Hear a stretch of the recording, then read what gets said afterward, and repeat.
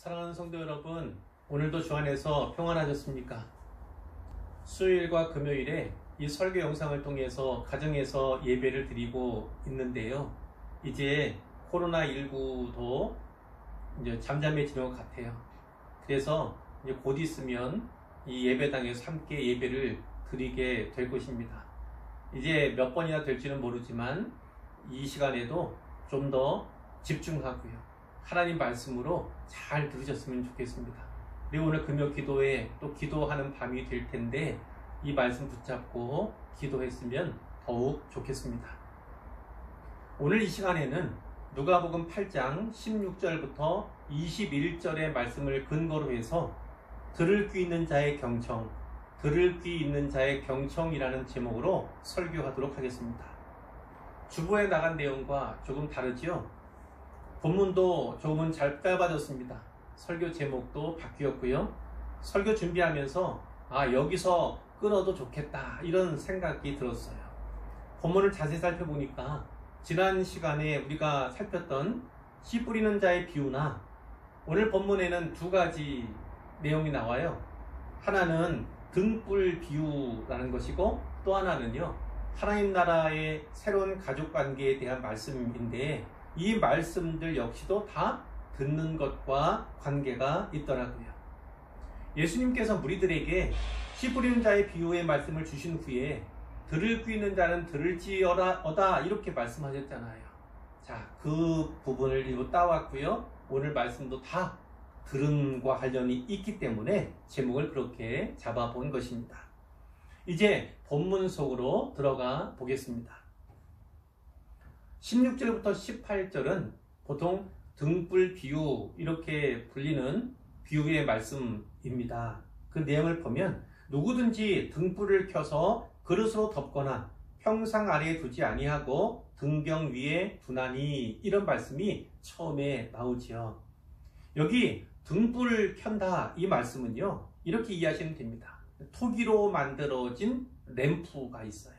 거기에다가 기름을 가득 담는 거지요. 그리고 심지를 올려요. 거기에다가 불을 붙이는 거, 그것을 말하는 거죠. 이렇게 등불을 켜서 이제 그릇으로 덮거나 이런 표현이 있는데 영어 성경을 보면 좀 더 이해하기가 용이합니다. 그 영어 성경 해석에 보면 이렇게 되어 있어요. 자, 그것을 그 켠 등불을 단지 항아리 안에 넣어두거나 이렇게 해석할 수 있거든요. 자, 램프를 켜서 그것을 항아리 안에 넣어두는 사람이 있을까요? 당연히 없지요. 또 등불을 켜서 평상 아래에 두는 사람, 자, 평상은 어떤 겁니까? 영어 성경엔 베드, 침대라고 되어 있어요. 그 침대 아래에 두는 사람이 있습니까? 없지요. 역시나 없습니다. 그러면 어디에다가 둡니까? 등경 위에 두죠. 등경 위에. 이 등경은 이 등잔을, 램프를 놓는 자리를 말하는 거예요. 영어 성경에는 스탠드 이렇게 되어 있습니다. 스탠드 위에다가 올려 놓는 거지요. 당연한 것 아닙니까? 방을 밝히기 위해서는요, 그 등불을 등경 위에 올려 놓아야만 하는 거지요. 성경은 분명하게 말씀하고 있어요.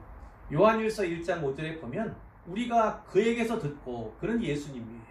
사도 요한이 우리가 예수님에게서 듣고 너희에게 전하는 소식은 이것이다. 곧 하나님은 빛이시라. 그에게는 어둠이 조금도 없으시다는 것이니라. 이렇게 말씀하고 있어요. 하나님은 빛이시라고 이렇게 예수님께서 전하셨다는 거죠. 또 요한복음 1장 9절에 보면 참 빛, 곧 세상에 와서 각 사람에게 비추는 빛이 있었나니 이런 말씀이 있어요. 누구를 말씀하는 겁니까? 바로 예수님이에요. 예수님을 참 빛으로 이렇게 묘사하고 있습니다. 자, 예수님을 믿고 영접하면 우리는 하나님의 자녀가 되잖아요. 다 아시는 내용이에요. 그러니까 우리는 곧 빛의 자녀들이기도 한 것이죠. 에베소서 5장 8절은요, 이렇게 말씀해요. 너희가 전에는 어둠이더니 이제는 주 안에서 빛이라. 빛의 자녀들처럼 행하라. 이런 말씀이 있습니다. 자, 빛의 자녀들처럼 해야 하는데, 자, 그 빛의 자녀들에게는 어떤 속성이 있습니까? 바로 빛이라고 하는 속성. 우리 하나님 그리고 우리 예수님께서 우리에게 주신 그 빛이라고 하는 속성들이 있다는 거지요. 그 속성을 가지고 살아가면서 빛의 열매를 맺게 되는 거예요. 자, 이어지는 말씀에 그 빛의 열매에 대해 설명을 합니다. 빛의 열매는 모든 착함과 의로움과 진실함에 있느니라. 이렇게 말씀을. 착하게 살아야 하고 의롭게 살아야 하고 또 진실하게 살아야 한다. 그것이 바로 빛의 열매를 맺는 삶이다. 이렇게 말씀을 해요. 또 하나를 이야기하는데 주를 기쁘시게 할 것이 무엇인가 시험하여 보라. 이런 말씀이에요. 자, 어떤 거예요? 하나님을 기쁘시게 할 것이 무엇인가? 늘 하나님의 기쁨을 위하여 살아가는 삶을 살아가는 것이 바로 빛의 자녀된 하나님의 자녀들의 삶의 모습이어야 한다. 이런 가르침으로 받을 수가 있죠. 또한 빛의 자녀들에게는요, 사명이 있어요. 죄로 어두워진 세상에 빛을 비추는 것이 사명이죠. 그리고 오늘 본문 16절 하반절에도 나오는데요. 이는 들어가는 자들로 그 빛을 보게 하려 함이라. 이런 사명도 있다는 거죠. 자, 방에 들어오는 사람들이 그 빛을 보고 잘 찾아오도록 돕는, 밝히는 사명도 바로 빛의 자녀들이 해야 할 일이라는 거예요. 그래서 궁극적으로는요, 그 빛이신 예수님을 발견하게 하는 것이 또한 사명이라는 거죠.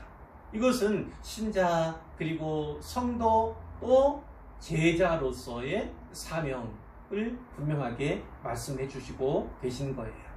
그런데 다음 절인 17절 말씀과 관련을 지어 생각하면요, 이 등불을 하나님 나라의 비밀, 하나님의 나라의 비밀로도 살필 수가 있어요. 그렇게 볼 수가 있다는 거예요. 예수님께서 8장 10절에서요, 자, 무리들에게 씨 뿌린 자의 비유의 말씀을 주셨잖아요. 그리고 그 무리들 돌아간 뒤에 베드로가 또 여쭈었어요. 이 비유의 뜻이 무엇입니까? 그래서 예수님께서 말씀해 주셨잖아요. 자, 그 처음 말씀이 이런 거였어요. 이르시되 하나님 나라의 비밀을 아는 것이 너희에게는 허락되었으나 다른 사람에게는 비유로 하나니 이는 그들로 보아도 보지 못하고 들어도 깨닫지 못하게 하려 함이라. 이런 말씀을 처음에 하셨습니다. 자, 하나님 나라의 비밀 너희에게는 허락되었어요. 특별히 잘 모를 때 예수님께서 가르쳐 주셨잖아요. 풀어 주셨잖아요. 자, 그러나 일반적으로는 예수님께서 비유로 말씀을 하셨는데 그 비유에는 이중적인 특징이 있다고 말씀을 드렸잖아요. 자, 어떤 거예요? 어떤 사람은 비유를 통해서 하나님 나라의 비밀을 깨닫는 거예요. 복음의 진리를 깨닫는 거예요. 그러나 어떤 사람에게는요, 그것이 비유의 말씀이기 때문에 비유는 사실 이야기거리로 받을 수도 있잖아요. 단지 진리를 담고 있는 그 비유로 생각하지 않고 그 겉에 드러나는 그 비유의 말씀, 즉 이야기거리로만 듣는 사람은요, 들어도 깨닫지 못하는 그런 효과가 있다는 거죠. 그러한 장치로서 예수님께서 비유의 말씀을 많이 주신 거예요. 하지만요, 때가 되면 밝히 알려지고 나타나게 될 것이다. 이렇게 말씀하고 있어요. 17절입니다. 숨은 것이 장차는 장래 얘기잖아요. 자, 다른 말로 하면 때가 되면 이렇게도 받을 수 있어요. 드러나지 아니할 것이 없고 다 드러나게 될 것이라는 거죠. 감추인 것이 장차 때가 되면 알려지고 나타나지 않을 것이 없느니라. 다 알려지고 다 나타나게 될 것이다. 이렇게 말씀을 하는 거예요. 지금은요, 아직은요, 숨겨져 있고 감추어져 있지만 때가 되면 알려지고 나타나게 될 것이다 라는 거예요. 자, 무엇이요? 많은 것을 말씀드릴 수 있겠지만 특별히 직접적으로 말씀드리자면 예수님의 십자가, 또 예수님의 부활, 예수님의 승천, 그리고 오늘날로 본다면 예수님의 재림까지도요. 이미 재림조차도 성경에는 계시가 되어 있지만요, 아직 우리 삶 속에서 우리 시대에 이루어지지 않은 그런 것이잖아요. 그러나 그 예수님께서 사역하시는 공생의 당시에도 아직은 비밀로 감춰져 있는 것들이 있었죠. 그러나 예수님께 직접 십자가에서 죽으신 이후에 모든 것이 이제 밝게 드러나게 되고, 또 이게 성경의 말씀, 신약 성경의 모든 말씀이 다 우리에게 갖추어질 때, 전해질 때 우리는 이제 그것을 분명하게 믿음으로 받아야만 되지만 분명하게 나타나고 알려지는 것을 이제 받게 되는 것입니다. 자, 오늘 말씀 가운데 그래서 주의하여 들어야 하는 부분이 있어요. 그것이 18절 말씀입니다. 그러므로 이렇게 봤잖아요. 그러므로 너희가 어떻게 들을까 스스로 삼가라 이렇게 말씀하고 있는데, 자, 스스로 삼가라, 영어 성경에 보면 이렇게 되어 있습니다. 심사숙고하라, 깊이 잘 생각해라, 이런 말씀이에요. 자, 무엇을 깊이 잘 생각해야 합니까? 무엇을 심사숙고해야 합니까? 어떻게 들을까? 어떻게 들을까? 어떻게 경청할까? 어떻게 복음의 말씀을, 진리의 말씀을 받을까? 그것에 대해서 심사숙고하고 깊이 잘 생각하라, 이렇게 말씀하고 있습니다. 그 아래에 보면요, 누구든지 있는 자는 받겠고 없는 자는 그 있는 줄로 아는 것까지도 빼앗기리라, 이런 말씀이 마지막에 있잖아요. 자, 여기에 있는 자가 있어요. 또 없는 자도 나옵니다. 자, 있는 자 없는 자 많은 또 묵상을 필요한 거예요. 쉽게 말하자면 예수님이 있는 자, 예수님이 없는 자, 이렇게도 이야기할 수 있겠지만 여기서는요, 있는 자는 듣고 깨달은 자예요. 듣고 깨달은 자.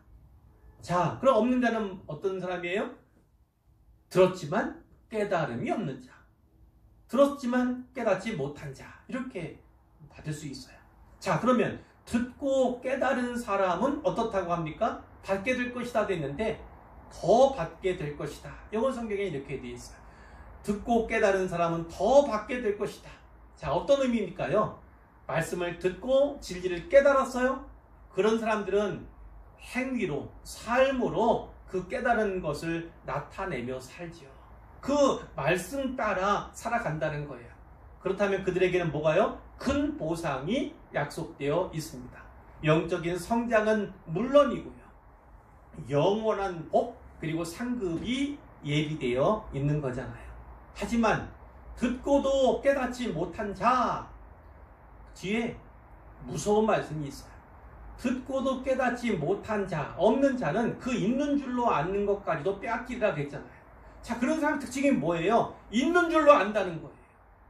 사실은 아무것도 없는데 있는 줄로 착각한다는 거예요. 얼마나 무서운 얘기입니까?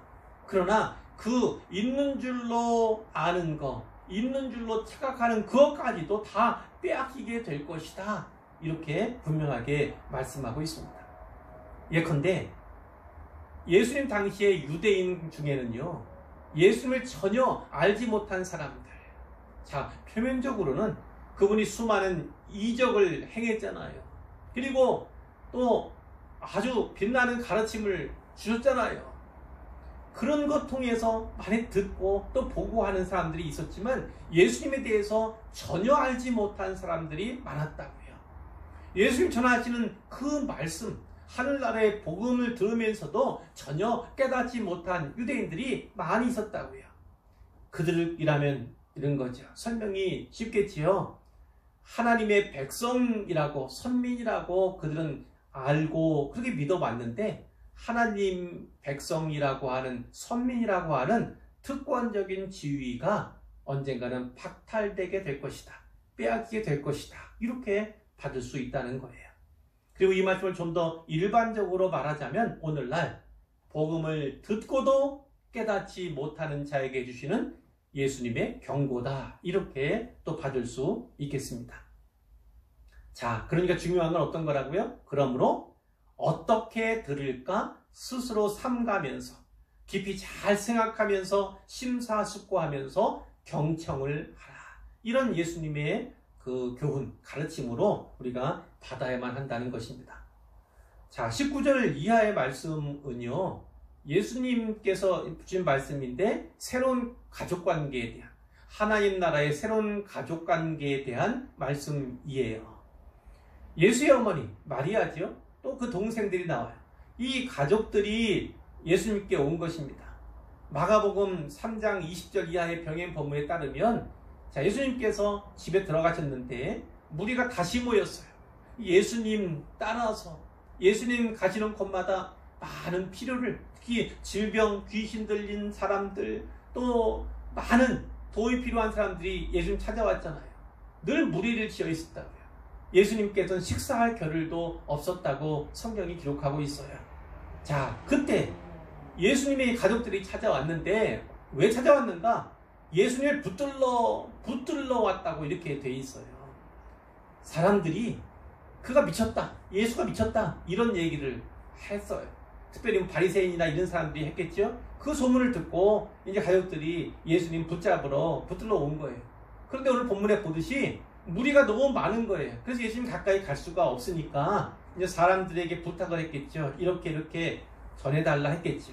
사람이 와서 이렇게 얘기하는 겁니다. 당신의 어머니와 동생들이 당신을 보려고 밖에 서 있습니다. 이렇게 전했더니 예수님께는 뭐라고 하십니까? 누가 내 어머니고 내 동생들이냐? 이렇게 말씀하잖아요.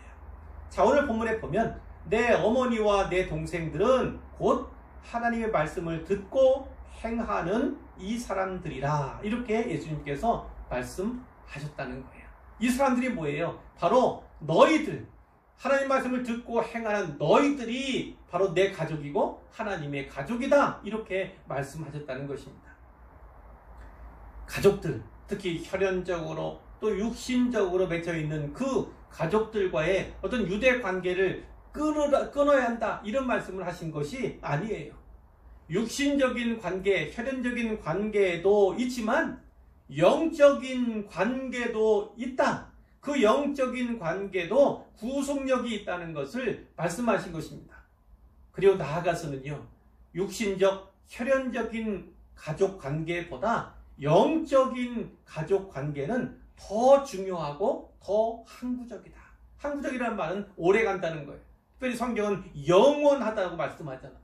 영원한 가족 관계를 맺는 일이다, 이렇게 말씀을 하시는 거죠. 그러면 그 영적인 가족 관계는 어떻게 맺어집니까? 오늘 본문에 보면 하나님의 말씀을 듣고 행한다는 건 순종한다는 거예요. 하나님 말씀을 듣고 순종하는 사람들이 바로 그 가족 관계로 편입이 된다는 거예요. 자, 그러면 어떤 일이 벌어지죠? 하나님을 한 아버지로 모시게 되는 거죠. 그럼 예수님을요, 맏형으로 혹은 큰오빠, 이렇게 이제 예수님과 관계를 맺는 모두 한 가족, 하나님 안에서의 한 가족이 된다, 이렇게 성경이 말씀하고 있는 거예요. 자, 이제 결론으로 나아갈 텐데요. 처음에 말씀드린 것처럼 지난 본문도 또 오늘 이 말씀들도 다 말씀을 듣는 것과 다 관련이 있는 거예요. 지난번 씨 뿌린 자의 비유를 기억하시죠? 그 씨는 하나님 말씀이라고 분명히 말씀이 되어 있었고요. 자, 그 씨를 뿌리는데 어떤 씨들은 어디에 뿌려집니까? 길가에 뿌려져요. 또 어떤 씨들은 바위 위에 뿌려지고 어떤 씨는 가시떨기 위에 떨어지지요. 그러나 좋은 땅에 뿌려지는 씨앗도 있어요. 그 씨앗들은 곧 100배의 결실을 맺게 되는 것이지요. 자, 그런데 거기에 뭐라고 설명이 되어 있습니까? 좋은 땅에 있다는 것은 착하고 좋은 마음으로 말씀을 듣고 지키어 인내로 결실하는 자니라, 이렇게 예수님께서 설명해 주신 말씀이 있습니다. 그리고 오늘 등불의 비유에서 18절에 그러므로 너희가 어떻게 들을까 스스로 삼가라, 이 말씀이 너무 중요하다고 제가 말씀을 거듭해 드리잖아요. 자, 경청을 해요. 하나님 말씀을 어떻게 들을까? 삼가해서 듣고 심사숙고하여 깊이 잘 생각하며 들어야 한다는 말씀이에요. 자, 또 새로운 가족관계에서는 어땠죠? 내 어머니와 내 동생들은 곧 하나님 말씀을 듣고 행하는, 순종하는 이 사람들이라, 이런 말씀을 통해서도 결국 하나님 말씀을 잘 듣고 말씀대로 행하는, 순종하는 삶에 대해서 우리가 도전을 받게 되는 것이죠. 곧 경청이라고 하는 단어로 다 집약할 수가 있겠습니다. 자, 경청하면 어떻게 됩니까? 100배의 결실을 맺게 됩니다. 열매 많이 맺을 수 있다는 거예요. 자, 경청하면 어떻게 됩니까? 사명 잘 감당할 수 있다는 거죠. 어두운 세상에, 죄로 어두워진 세상에 빛을 비추는 그러한 삶을 살아가고요. 또 들어가는 자들로 빛을 보게 하려 함. 예수님을 발견하도록 돕는 내 삶의 모습과 사역을 통해서 그렇게 돕는 그러한 사명을 잘 감당할 수 있다는 것입니다. 그리고 마지막으로 경청하면 어떤 유익이 있습니까? 하나님 자녀로서 새로운 하늘나라 가족관계에 편입이 된다는 것이죠. 사랑하는 의왕소망교회 성도 여러분, 착하고 좋은 마음 가지셔야 합니다. 그리고 말씀을 경청하셔야 해요. 그리고 들은 말씀을 순종으로 행해야 합니다. 그러면 열매를 많이 맺을 수 있고요. 또 사명도 다할 수 있고요. 하나님의 자녀로서 아버지를 기쁘게 해드리는 삶을 살아갈 수가 있습니다. 이 말씀을 잘 기억하셔서요, 이 말씀대로 살아가시기를 우리 주님의 이름으로 축복합니다.